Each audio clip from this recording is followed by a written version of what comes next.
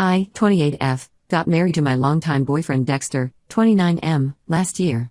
We dated for 6 years before finally tying the knot.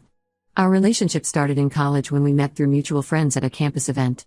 Dexter was studying engineering while I was pursuing my degree in business administration. We clicked instantly and have been inseparable since then. For context, my younger sister Aria, 24F, has always been competitive with me since childhood. Whatever I did or wanted, she had to do it first or better. This behavior started when we were very young. When I was 7 and joined ballet classes, 3-year-old Aria threw tantrums until our parents enrolled her too. When I joined the school basketball team in 8th grade, she suddenly developed an interest in basketball and joined too, despite never showing any interest in sports before. When I started learning piano at 15, she insisted on taking piano lessons and practiced extra hours just to outshine me at the annual recital. This pattern continued through high school. When I got straight A's in my sophomore year, Aria studied day and night until she got straight A's plus extra credit in all her classes. When I got accepted into the state university with a partial scholarship, she worked herself to exhaustion to get into an Ivy League school with a better scholarship. Our parents always encouraged this behavior, treating Aria as their golden child who could do no wrong. When we were kids, if I complained about Aria copying everything I did, my parents would say I should be flattered that my little sister looked up to me so much. As we got older, they praised her relentlessly for everything while my achievements were often overlooked or treated as expected. They spent thousands on her Ivy League education while I had to work part-time jobs to help pay for my state university tuition. When I started dating Dexter in college, it didn't take long for Aria to find out about him through social media. Within months, she started dating his younger brother Kenneth, 26M. It felt like she was trying to copy my life yet again. Kenneth was still in his final year of high school then, and their relationship seemed forced from the start. But our parents thought it was adorable that the sisters were dating brothers. Over the years, Dexter and I built a solid relationship. We supported each other through college, our first jobs, and the struggles of early adulthood. When we moved in together after graduation, our parents disapproved, saying we were living in sin. But when Aria moved in with Kenneth right after he finished high school, they called it romantic. Last year, when Dexter and I announced our engagement, my grandparents were overjoyed. They had been waiting for their first great-grandchild, and naturally, everyone assumed we would be the ones to give them that joy since we were getting married. My grandmother even gave me her antique cradle, saying she hoped to see it filled soon. This didn't sit well with Aria. She couldn't stand that I was getting all the attention for once.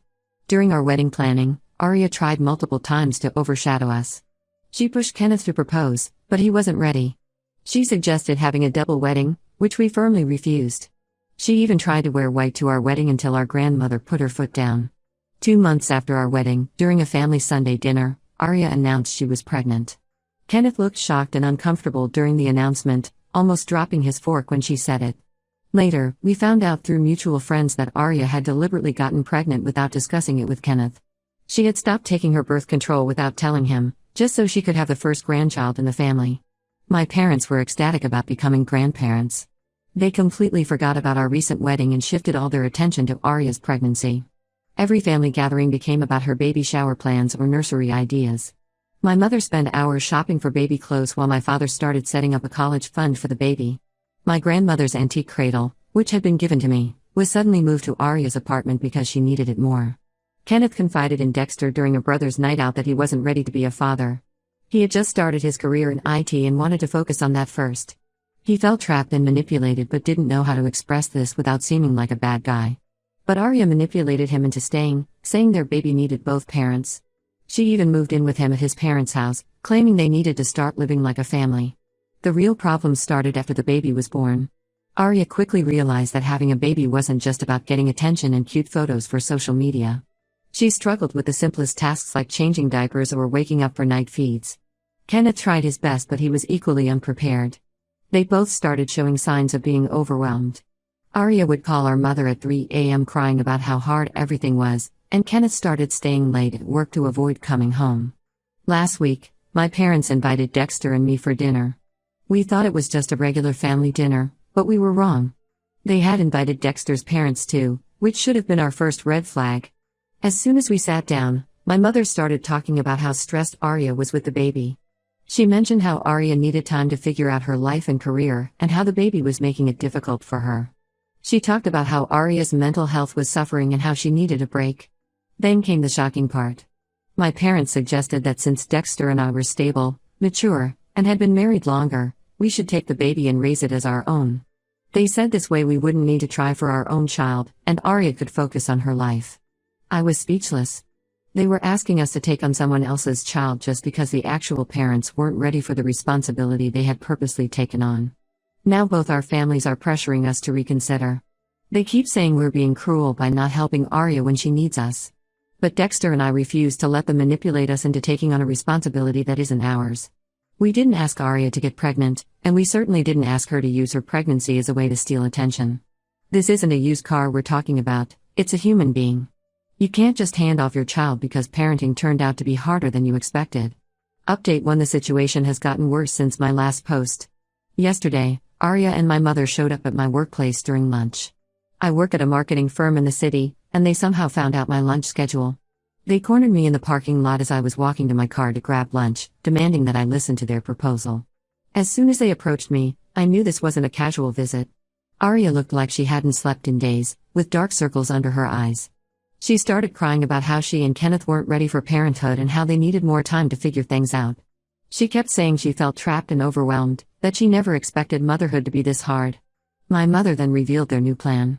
They suggested that Dexter and I could take the baby for a trial period of 6 months. If things didn't work out, they would find another solution. According to them, this would give Arya and Kenneth time to get their lives in order while ensuring the baby was well cared for. They had even drafted a temporary custody agreement, which they pulled out of their purse right there in the parking lot. When I refused again, Arya became hysterical.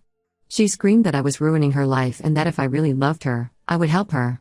She accused me of being selfish and spiteful, saying I was refusing just to punish her.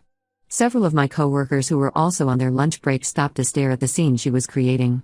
My mother tried a different approach. She brought up how I had always wanted children and suggested that maybe this was God's plan, that I was meant to raise Arya's baby instead of having my own. She said that sometimes blessings come in unexpected ways, and this could be our chance at parenthood. The audacity of her statement made my blood boil. I told them both to leave before I called security. Later that evening, around 7 p.m., they showed up at our house with Kenneth's parents. They had obviously planned this ambush, thinking they could pressure us if they all came together. Thankfully, Dexter was home. When they started their emotional manipulation again, he firmly asked them to leave. They refused, saying they wouldn't go until we agreed to their demands. Kenneth's mother started crying about how her son's life was being ruined, as if he had no part in creating this situation. My mother joined in, saying how Arya was suffering from postpartum depression and needed support. They made it sound like taking their baby was the only way to help her, completely ignoring the existence of actual medical and psychological help. That's when Arya dropped the bombshell. She and Kenneth had already booked tickets to Europe. They were planning to leave the baby with us whether we agreed or not. She thought if they just left the baby, we would have no choice but to take care of it. She even had a whole plan worked out. They would drop the baby off for babysitting and then catch their flight, leaving us with no option but to step up. I was shocked at her selfishness and immediately told her that if she abandoned her baby, I would call CPS. I made it clear that child abandonment was a crime, and I wouldn't hesitate to report them if they went through with their plan. This threat seemed to shake them all. My mother started begging us not to involve authorities, saying it would ruin Arya's life and future career prospects. Kenneth's parents joined in, promising to increase Dexter's inheritance if we agreed. They even offered to buy us a bigger house and a new car if we would take the baby. But we stood firm. We told them all to leave or we would call the police for trespassing. The look of shock on their faces when they realized we were serious was almost comical. They couldn't believe we wouldn't give in to their manipulation. Before leaving, Arya tried one last time to guilt-trip me. She brought up all the times I had said I wanted to be a mother, how I had always loved children, and how this could be my only chance at motherhood. She even suggested that my refusal meant I didn't really want to be a mother at all. I told her that wanting to be a mother didn't mean I wanted to enable her irresponsible behavior. I reminded her that she was the one who chose to get pregnant without thinking it through, and now she had to deal with the consequences of her actions. They finally left, but not before my mother warned us that we would regret our decision. She said that family should help family, and we were choosing to be cruel instead. Kenneth's father made a point of mentioning again that this would affect our standing in his will. After they left, Dexter and I sat down and had a long talk. We agreed that we needed to take steps to protect ourselves from future ambushes. We're looking into security cameras for our home and I've informed my workplace security about potential unwanted visitors. The whole situation has shown us just how far our families will go to force their wishes on us. It's clear they don't respect our boundaries or our right to make our own decisions. We're considering taking legal action if they continue with their harassment. Update 2: After the parking lot incident and the ambush at our house, I decided to talk to my grandfather. He has always been the voice of reason in our family, and I needed his perspective. I waited until I knew he would be alone, as my grandmother usually has her bridge club on Wednesday afternoons. I visited him at their house, bringing his favorite lemon cake from the bakery near their home. When I arrived, I found him in his study, reading the newspaper as he always does after lunch. He smiled when he saw me, but his expression quickly turned serious when he noticed my distress. I sat down in the old leather chair across from him, the same chair I used to sit in when I would visit him after school as a child. I told him everything from the beginning, about Arya's deliberate pregnancy, her inability to handle motherhood, and our parents' ridiculous demand that we take her baby. I explained about the ambush at my workplace and their attempt to force us into taking the baby by threatening to abandon it with us. As I spoke, I could see his expression changing from concern to anger. To my surprise, he already knew parts of the story but not the whole truth. My parents had told him a completely different version. According to them, Dexter and I had initially offered to adopt the baby but then suddenly changed our minds, leaving Arya devastated. They had painted us as the villains who were refusing to help family in need, making Arya out to be the victim of our cruelty. Grandfather was furious when he heard the real story. He couldn't believe that his own daughter, my mother, would try to force her older daughter to raise her younger daughter's child. He was especially angry about Arya's plan to abandon the baby with us and run away to Europe. He kept shaking his head, muttering about how this wasn't the way he and grandmother had raised their children. He immediately called my grandmother, despite her being at her bridge club. He rarely interrupts her social activities, so this showed how serious he considered the situation. When she arrived home 20 minutes later, he had me tell her everything again. By the end of my story, both of them were visibly upset. They both agreed that this situation had gone too far. Grandfather said he had watched over the years as my parents consistently favored Arya, but he had hoped they would grow out of it. Now he realized their favoritism had created this mess, enabling Arya's irresponsible behavior while expecting me to clean up after her. That's when grandfather made an unexpected offer.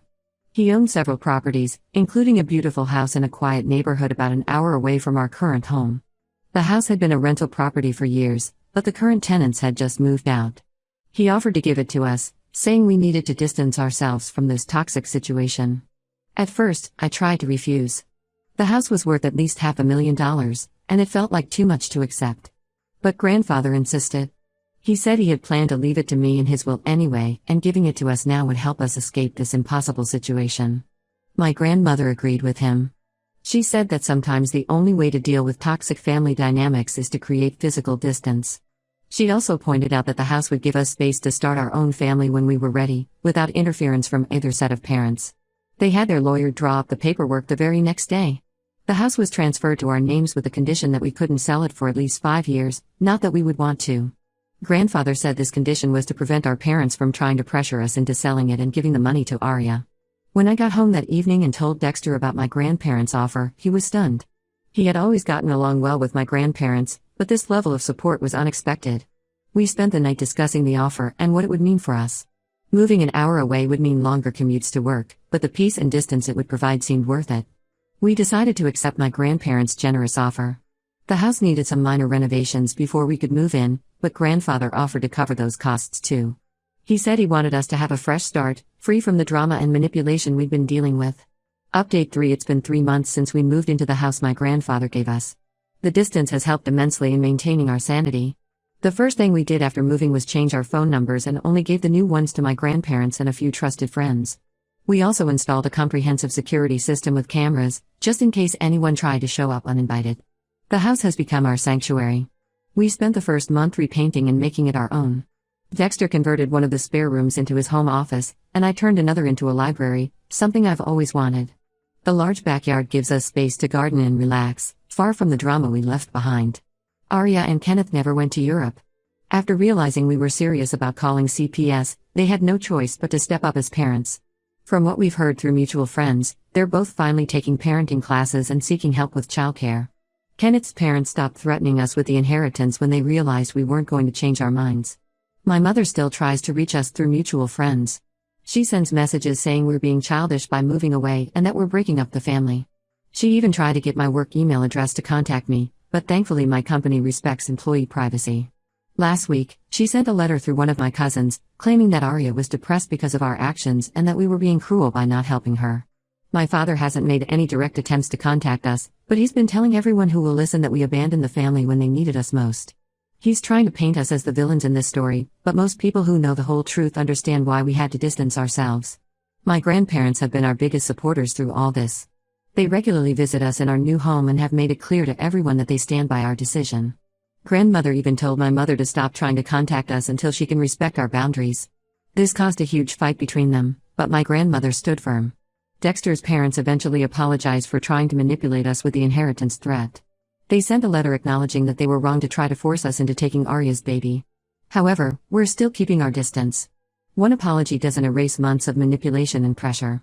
The whole experience has shown us who truly cares about our well-being versus who just wants to use us to fix their problems. We're finally at peace with our decision and looking forward to starting our own family when we're ready, on our own terms. Last week, we heard that Arya and Kenneth are finally attending couples counseling and parenting classes. While we're glad they're getting help, we have no plans to reconnect anytime soon. The trust has been broken, and it will take more than a few months of good behavior to rebuild it. For now, we're enjoying our peaceful new life. We've made friends in our new neighborhood, joined a local community garden, and are planning to adopt a dog. Sometimes the best way to deal with toxic family dynamics is to create enough distance to build your own happiness. That's exactly what we're doing, and we have no regrets about our decision.